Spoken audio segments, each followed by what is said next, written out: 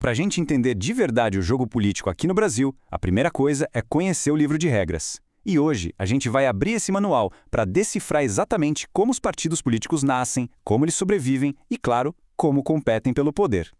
Então, afinal, quais são as regras desse jogo todo? Olha, quase tudo que a gente precisa saber está num lugar só. O artigo 17 da Constituição Federal. Ele é o nosso manual, o roteiro que define tudo, desde a criação de um partido até como ele consegue os recursos para se manter de pé. Ok, vamos mergulhar nisso. Vamos começar pelo começo, né? O primeiro capítulo do nosso manual é sobre como os partidos são criados. E já adianto, não é uma festa totalmente livre. Existem condições bem claras que precisam ser cumpridas logo de cara. E aqui estão os 4 mandamentos da fundação. Primeiro, um partido precisa ter caráter nacional. Para quê? Para garantir que ele represente o país todo, e não só o interesse regional. Segundo, nada de dinheiro vindo de fora. Uma regra bem clara para proteger o país de influências externas. E, claro, tem que prestar contas direitinho à justiça eleitoral e operar dentro do jogo democrático. Isso garante transparência e legitimidade. Para nascer de verdade, o processo tem 2 etapas bem definidas. Primeiro, o partido precisa existir como uma entidade legal, como qualquer outra associação, sabe? É como tirar sua certidão de nascimento na lei civil. Só depois disso, com esse documento em mãos, é que ele pode ir lá no Tribunal Superior Eleitoral, o TSE, para registrar seu estatuto e ser, enfim, reconhecido oficialmente como um partido político. Beleza, o partido foi criado. E aí? O segundo capítulo do nosso manual é todo sobre autonomia. Uma vez que o time está em campo, ele mesmo pode definir as suas táticas. E essa autonomia é fundamental, gente. Ela permite que os partidos definam a própria organização, como escolhem seus líderes e até as regras de disciplina e fidelidade lá dentro, sem o Estado ficar dando pitaco. É uma liberdade que, claro, vem com a responsabilidade de se auto-organizar. Agora, aqui a regra do jogo muda e muda bastante dependendo do tipo de eleição. Para os cargos majoritários, onde só um vence, tipo presidente ou prefeito, os partidos podem sim se unir em alianças. Mas olha só a diferença.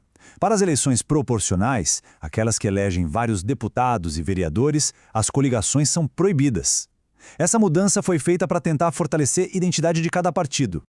E agora a gente chega no clímax da nossa análise, no capítulo que define quem joga na primeira divisão da política e quem fica para trás. Estamos falando do jogo de altíssimo risco, que é o acesso a financiamento e à mídia. E olha, não sou só eu que digo que isso é crucial. Como esse gráfico mostra, se a gente analisar o que mais cai em provas de concurso sobre o tema, o acesso a recursos é, de longe, o campeão. Mais da metade das questões. É aqui que o jogo é decidido. O grande prêmio que todos os partidos buscam são basicamente 2 coisas: dinheiro do fundo partidário e tempo de propaganda gratuita na televisão e no rádio. Sem esses 2 recursos, é praticamente impossível um partido competir em nível nacional. É o oxigênio da política brasileira. Certo? Então, como um partido ganha acesso a esse prêmio?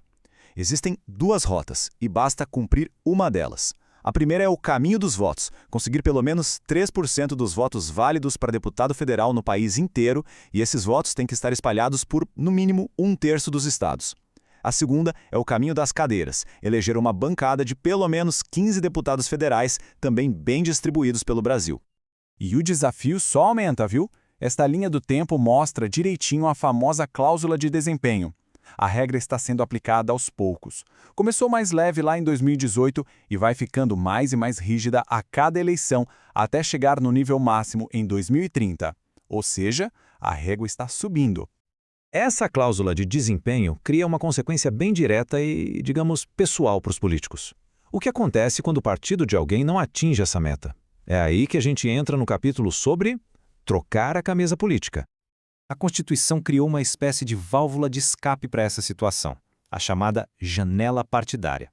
Se um político foi eleito por um partido que reprovou na cláusula de desempenho, essa pessoa ganha o direito de mudar para um partido que passou de ano e, o mais importante, sem perder o mandato que conquistou nas urnas. Mas por que essa janela é tão importante? Por causa deste princípio que já foi mais do que confirmado pelo Supremo Tribunal Federal. Essa frase resume tudo. Nas eleições proporcionais, o mandato é do partido. A regra geral é que, se a pessoa sai do partido, ela perde o cargo. Essa regra cria duas realidades bem diferentes. Para deputados e vereadores, que são eleitos pelo sistema proporcional, a fidelidade é rígida, o mandato é da legenda. Já para presidente, governadores e outros cargos majoritários, a lógica é outra. O mandato é da pessoa eleita, que pode sim trocar de partido sem ser punida por isso. Vamos agora para as letras miúdas do nosso manual, mas que são extremamente importantes. São as regras que foram criadas para tentar promover mais diversidade e inclusão na política. A primeira regra é um tipo de investimento institucional. Os partidos são obrigados a usar no mínimo 5% dos recursos do fundo partidário para criar e manter programas que incentivem a participação das mulheres na política. A segunda regra é ainda mais direta. Pelo menos 30% de todo o dinheiro para as campanhas e do tempo de propaganda na TV e no rádio devem ser destinados para as candidaturas de mulheres. É uma ação afirmativa para garantir recursos na prática. E essa mesma lógica foi estendida por decisão judicial para a questão racial. Os partidos também precisam aplicar uma cota dos seus fundos de campanha nas candidaturas de pessoas pretas e pardas, numa tentativa de corrigir uma subrepresentação histórica.